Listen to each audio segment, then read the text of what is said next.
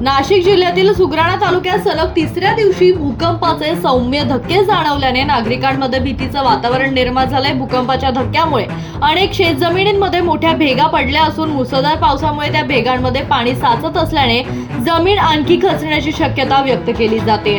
दुसरीकडे इगतपुरी तालुक्यातील आंबेवाडी परिसरात सह्याद्रीच्या डोंगरांचा मोठा भाग खचल्याने मोठे दगड, मुरुम आणि मातीचा लोट वेगाने खाली येऊन अनेक शेतजमिनींचे मोठे नुकसान झाले आहे। काही शेती पूर्णपणे खरडून निघाल्याने शेतकऱ्यांमध्ये मोठे संकट उभे ठाकले आहे।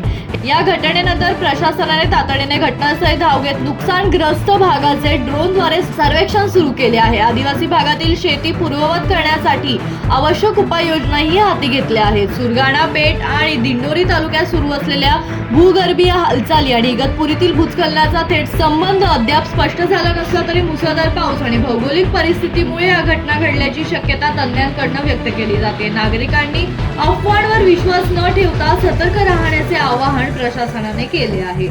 Bureau report, Janshakti.